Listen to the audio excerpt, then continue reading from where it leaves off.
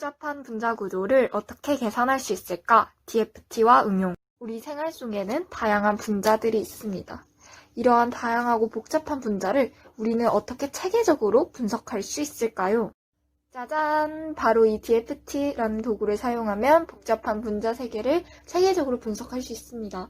DFT는 분자 내부에 전자가 들어있는 모양과 에너지를 양자역학적으로 계산하고 이를 프로그래밍해서 복잡한 분자 세계를 체계적으로 분석할 수 있게 되었습니다. 그래서 세상에 그 분자가 존재할 수 있는지 없는지 특정 분자의 모양과 성질을 예측 가능합니다. 그런데 우리가 잘 알고 있는 슈레딩거 방정식을 이용해서 간단하게 계산할 수는 없을까요? 안 되죠. 슈레딩거 방정식은 수소 원자와 같은 단전자 원자 시스템에서만 적용 가능하죠. 그럼 다전자 시스템에서도 적용 가능한 하트리포크 방법은 어떨까요? 여러 개의 전자 중에서도 한 개의 전자를 잡아서 나머지 전자들의 평균장을 계산하고 단전자라고 생각하고 문제를 풀고 또 이를 다른 전자에도 적용을 해서 단전자라고 생각하고 평균장을 잡고 문제를 풀고 이렇게 n개의 전자까지 확장시킵니다. 만약 n개의 전자가 있다면 우리 세계는 3차원이니까 3n개의 방정식을 풀어야 되겠네요. 벌써부터 머리가 지근지근 아픕니다. 실생활에 적용하려면 제한점이 존재를 하죠. 그래서 하트리포크처럼 전자를 개별적으로 보지 말고 전자를 한꺼번에 보자라는 것이 바로 DFT입니다. n개의 전자가 있다면 3차원이니까 3개의 방정식만 고려해주면 되겠네요. 이 DFT는 호헨버그와 쿤이 증명한 두 가지 수학적 원리에 기반합니다. 첫 번째로 상호작용하는 전자 시스템 바닥 상태의 전체 에너지는 전자 밀도의 유일한 범함수이다라는 정리. 즉 시스템 바닥 상태의 전자 밀도와 바닥 상태의 파동함수는 1대1 대응관계라는 이야기입니다. 두 번째로 전체 함수의 에너지를 최소화하는 전자 밀도는 슈레딩거 방정식의 해답에 상응하는 전자 밀도이다. 즉 전자 밀도는 시스템의 바닥 상태에 있는 전자 구조와 이에 상응하는 전체 에너지 계산을 위한 필요 충분 조건이라는 것을 이야기합니다. 최종적으로 전자 밀도를 통해서 분자의 에너지를 계산할 수 있다라는 이야기입니다. 최종적으로 DFT 모델에서는 키네틱 에너지, 핵 전자 포텐셜 에너지, 쿨롱 에너지, 익스체인지 코릴레이션 에너지라는 것을 최종적으로 고려하게 됩니다. 하트리 포커스 모델에서 익스체인지 에너지만을 고려했던 것과는 차이점이 있죠.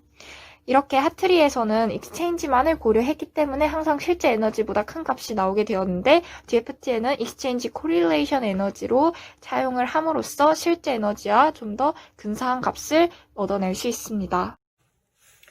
1965년 콘과 샴은 외부 포텐셜에서 상호작용하는 일렉트론들의 문제는 유외부 포텐셜에서 상호작용하지 않는 일렉트론들의 문제와 1대1 대응이 된다는 것을 보였습니다. 즉, 상호작용하지 않는 양자역학의 문제의 해결을 통해서 바로 시스템의 바닥 상태의 에너지를 구할 수 있다는 것을 의미하며 이는 콘샴 이퀘이션을 통해서 구할 수 있습니다. 콘샴 이퀘이션은 다음과 같습니다. 이 세 가지 항을 계산하기 위한 계산 방법은 정확한 방법이 존재하지만 이 교환상간 에너지 항 같은 경우에는 이를 구하기 위한 범함수의 정확한 형태가 알려져 있지 않습니다. 그리하여 사용하는 방법이 바로 근사입니다.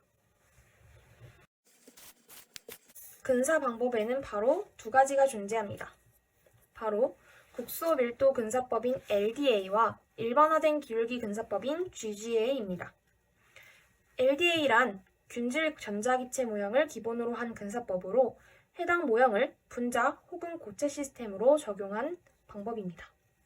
다음으로 GGA는 LDA의 보정함수로서 많은 경우 국소 밀도 근사법으로 해결이 가능하지만 이에 대한 한계로 전하 이동이 큰 개에 잘 맞지 않는다는 점이 있습니다.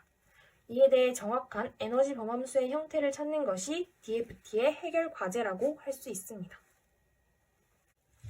이와 같이 밀도 함수론 개발에 많은 기여를 한 월터 콘은 1998년 노벨 화학상을 수상하기도 하였습니다. DFT는 어디서 어떻게 활용될까요? 지금부터 DFT의 활용에 대해서 알아보겠습니다. DFT는 전자를 밀도의 측면에서 바라보아 미시세계에서의 전자의 움직임을 계산합니다. 이 계산을 컴퓨터 프로그램에 접목하여 다체 시스템의 물질의 특성 및 상호작용을 시뮬레이션할 수 있게 되었습니다. 이렇게 이용한 DFT는 크게 두 가지 역할을 합니다. 바로 해석과 예측입니다. 이미 만들어진 물질을 이론적으로 해석하고 새로운 물질을 만들기 전에 컴퓨터 시뮬레이션으로 물질의 특성을 예측할 수 있습니다. 이러한 DFT를 비롯한 계산과학은 실험에서 소모되는 시간과 자원을 절감할 수 있습니다. 또한 실험이 불가능한 분야에서 시뮬레이션을 통해 물질의 특성을 알 수 있습니다. DFT는 매우 다양한 분야에서 쓰이고 있는데요. 대표적으로 물질 계면 모델링에서 가장 많이 인기 있는 이론이라고 합니다. 촉매, 반도체 공정, 인터페이스, 멤브레인 for gas separation 등 굉장히 다양한 분야에서 활용되고 있습니다. DFT에 맞는 응용 분야 중 촉매 분야에서 한 가지 예를 들어보겠습니다. 엔진의 배기가스에서 배출되는 일산화탄소, 황산화물, 그리고 질소산화물을 절감하기 위해서 많은 촉매 개발이 이루어지고 있습니다. 이 자료는 망간 뮬라이트계 질소산화물 및 일산화탄소 산화 촉매를 DFT를 통해 설계한 것입니다. DFT는 새로운 소재 개발에서도 매우 유용한 역할을 합니다. 그 예로 다이아몬드보다 단단한 탄소 기반 물질이 개발된 사례를 알려드리겠습니다. 바로 펜타 다이아몬드입니다. 펜타 다이아몬드는 다이아몬드가 가지고 있었던 sp3 혼성 오비탈과 그래핀이 가지고 있었던 sp2 혼성 오비탈을 혼합하여 복잡하게 배열할 경우를 가상한 다음 밀도 범함수 이론 즉 DFT를 이용해 전자의 최종 밀도를 컴퓨터로 계산해내었습니다. 그 결과 오각형 구조의 다이아몬드가 만들어졌습니다. 지금까지 DFT와 그 응용에 대해서 발표한 유영경, 안소현, 이윤지였습니다. 감사합니다.